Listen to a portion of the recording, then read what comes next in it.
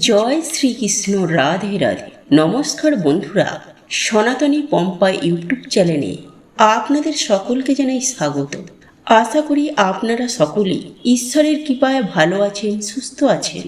বন্ধুরা, দুর্গাপুজোর আগেই বাড়ি থেকে সরিয়ে ফেলুন এই 5টি জিনিস। তাই বন্ধুরা, এবছর অর্থাৎ 2024 সালে মহাষষ্ঠী পড়েছে 9ই অক্টোবর বুধবার, মহাসপ্তমী পড়েছে 10ই অক্টোবর বৃহস্পতিবার, মহানবমী 11ই অক্টোবর শুক্রবার এবং একই সাথে মহানবমী ও দশমী পড়েছে 12ই অক্টোবর শনিবার। তাই বন্ধুরা, এবছর অর্থাৎ 2024 সালে নবমী ও দশমী একই দিনে পড়ে গেছে। তাই যাতে বন্ধুরা এই পুজো আপনাদের পরিবারে, আপনাদের জীবনে পরম সুখ, শান্তি এবং সৌভাগ্য রূপে আসে, মায়ের কৃপায় আপনাদের মনোবাসনাও এই পুজোর মধ্যেই যেন পূর্ণ হয়ে যায়। জয় মা দুর্গা, জয় মা দুর্গা, জয় মা দুর্গা। বন্ধুরা, সবাইকে জানাই দুর্গাপুজোর আগাম শুভেচ্ছা। বন্ধুরা, আপনারা কি জানেন যে দুর্গাপুজোর সময় বাড়িতে এই 5টি জিনিস থাকার ফলে বাড়িতে আয় উন্নতি হয় না? সেই কারণেই দেবী মা বাড়িতে প্রবেশ করেন না, ফলে জীবনে বিভিন্ন রকমের বাধা সৃষ্টি হয়। তাই বন্ধুরা, পুজো আসার আগেই বাড়ি থেকে আপনারা এই 5টি জিনিস সরিয়ে ফেলুন। হ্যাঁ বন্ধুরা, প্রত্যেক বাঙালির এই 5টি দিনের জন্য সারা বছর অপেক্ষা করে থাকেন। বন্ধুরা, এই 5টি দিনেই কিন্তু মানুষের ভাগ্য বদলে যেতে পারে। তাই বন্ধুরা, আপনি নিশ্চয়ই চাইবেন না যে দেবী মা এই পুজোয় আপনাদের বাড়িতে না আসুক। তাই বন্ধুরা, মায়ের কৃপা প্রাপ্ত করতে বাড়ি থেকে আজই এগুলো সরিয়ে ফেলুন। তো চলুন বন্ধুরা, এইবার আমরা জেনে নিই কি সেই 5টি জিনিস। তো নমস্কার বন্ধুরা, আমি সনাতনী পম্পা ইউটিউব চ্যানেলে আপনাদের সকলকে স্বাগত জানাই। তার আগে বন্ধুরা, ভিডিওটি একটি লাইক করে কমেন্টে জয় মা দুর্গার জয় অবশ্যই লিখুন।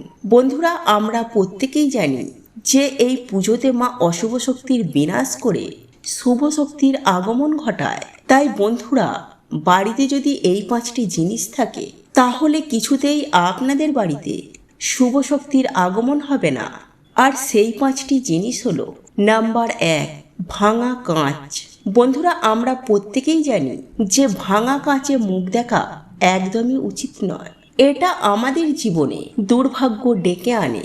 তাই বন্ধুরা, আপনাদের বাড়িতে যদিও কোথাও ভাঙা কাঁচ বা ভাঙা আয়না পড়ে থাকে তো আজই সেগুলো সরিয়ে ফেলুন। নাম্বার 2, বন্ধ ঘড়ি। বন্ধুরা, অনেক ব্যস্ত থাকার ফলে আমরা এটাই ভুলে যাই যে বাড়িতে বন্ধ ঘড়ি রয়েছে, সেটি সারাতে ভুলে যাই। কিন্তু বন্ধুরা, বাস্তুশাস্ত্র অনুসার ঘড়ি হলো চলমান বস্তু।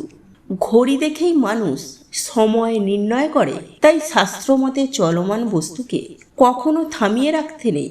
নাম্বার 3, বাড়িতে ঝুল বা মাকড়সার জাল। বন্ধুরা, বাড়িতে যত নোংরা থাকে ততই নেগেটিভ শক্তির প্রভাব আমাদের বাড়িতে বেশি হয়। তাই বন্ধুরা, পুজোর আগেই আপনাদের বাড়ি ভালো করে পরিষ্কার পরিচ্ছন্ন করে নেবেন, যাতে কোনো রকমের ময়লা, মাকড়সার জাল আমাদের বাড়িতে না থাকে। এতে অবশ্যই মা লক্ষ্মী পুজোতে আপনাদের বাড়িতে প্রবেশ করবেন। নাম্বার 4, বন্ধুরা, অনেক সময় আমাদের বাড়ির চিলেকোঠায় বা বাড়ির কোনো স্থানে ঘুঘু পাখি ও বাদুড়ে বাসা করে।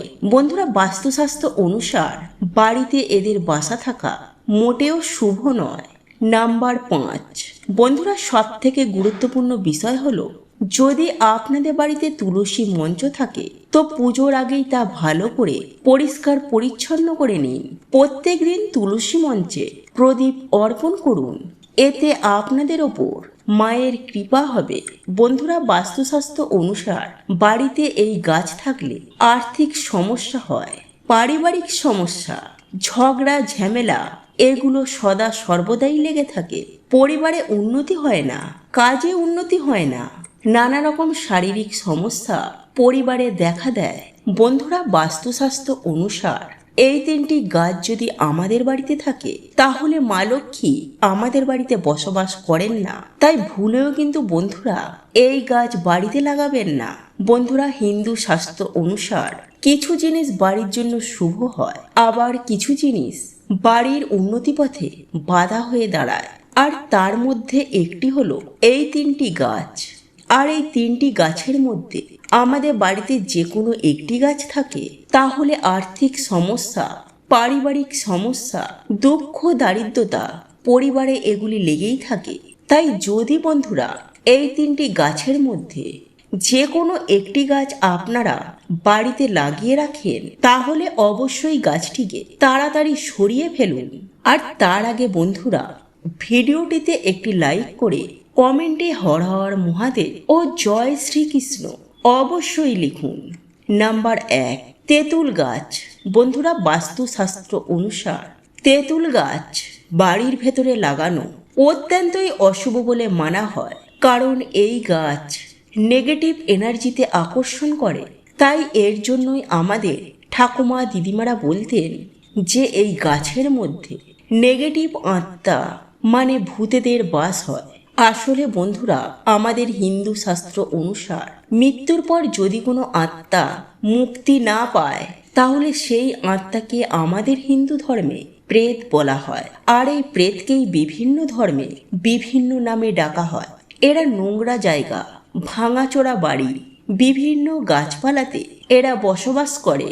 আর এর জন্যই আমাদের জীবনে দরিদ্রতা, ঝগড়া, ঝামেলা, অশান্তি এগুলো লেগেই থাকে। কিন্তু যত সময় আধুনিক হচ্ছে কিছু মানুষ এগুলিকে মানে, অপরদিকে অনেক মানুষও আবার এগুলোকে অন্ধবিশ্বাস বলে উড়িয়ে দেন।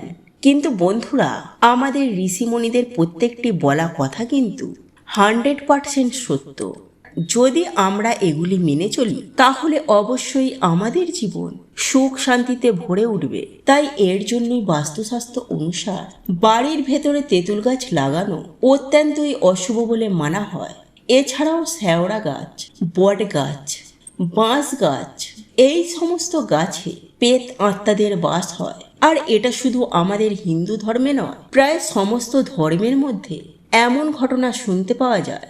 তাই ভুলেও বন্ধুরা এই সব গাছ আপনারা বাড়িতে লাগাবেন না। নাম্বার 2, ফণী মনসা। বন্ধুরা অনেকেই আমরা বাড়িতে ফণী মনসা গাছ বাড়িতে লাগাই, কিন্তু আপনি শুনলে অবাক হবেন যে বাস্তুশাস্ত্রে এই গাছকে বাড়িতে লাগাতে বারণ করা হয়েছে। কারণ বন্ধুরা বাস্তুশাস্ত্র অনুসার এই গাছ বাড়িতে থাকলে আর্থিক সমস্যা, পারিবারিক সমস্যা, ঝগড়া, ঝামেলা এগুলি লেগেই থাকে। পরিবারে উন্নতি হয় না, কাজে উন্নতি হয় না, নানা রকম সার্বিক সমস্যা পরিবারে দেখা দেয়। কারণ বন্ধুরা এই সৃষ্টির প্রত্যেক কিছু একটি অওরা রয়েছে। আর আমরা যখন সেই অওরার প্রভাবে আসি তখন আমাদের জীবনে নানা রকম পরিবর্তন দেখা দেয়। যেমন আমরা কোনো যদি পজিটিভ মানুষের সাথে মেলামেশা করি তাহলে আমরাও ধীরে ধীরে আরও পজিটিভ হয়ে উঠব। কিন্তু অপরদিকে যদি আমরা কোনো নেগেটিভ মানুষের সাথে মেলামেশা করি তাহলে আমরা ধীরে ধীরে আরও নেগেটিভ হয়ে উঠব। আর এটাই হচ্ছে বন্ধুরা এই সিস্টেমের নিয়ম। নাম্বার 3, ডুমুর গাছ। বন্ধুরা আমাদের শাস্ত্র অনুসার প্রত্যেক গাছ লাগানোর একটি শুভ দিক রয়েছে। যদি আমরা তার অপর দিকে গাছ লাগাই তাহলে এর প্রভাব কিন্তু আমাদের জীবনে ঠিক উল্টোটাই এসে পড়ে। যেমন বাড়ির উল্টো দিকে ডুমুর বা কলা গাছ ভুলেও লাগাতে নেই। এছাড়াও বাড়িতে কোনো রকমের মরা গাছ ভুলেও লাগাতে নেই। তো আজকের মতো বন্ধুরা এতটুকুই, দেখা হবে পরের ভিডিওটিতে। বন্ধুরা আজকের এই ভিডিওটি যদি আপনাদের পছন্দ হয়ে থাকে তাহলে ভিডিওটি লাইক করুন, কমেন্ট করুন এবং বন্ধুদের সাথে শেয়ার অবশ্যই করুন। মনে রাখবেন আপনার একটি শেয়ার অনেক মানুষকে উপকৃত করতে পারে। আপনি যদি সনাতনী পম্পা ইউটিউব চ্যানেলে এখনও পর্যন্ত নতুন হয়ে থাকেন তাহলে চ্যানেলটি অবশ্যই সাবস্ক্রাইব করবেন এবং পাশে থাকা নোটিফিকেশান বেল আইকনটি ক্লিক করবেন। এইরূপ নিত্য নতুন ভিডিও সবার আগে দেখার জন্য। ঈশ্বর আপনার মঙ্গল করুন। আপনি সুস্থ থাকুন, ভালো থাকুন।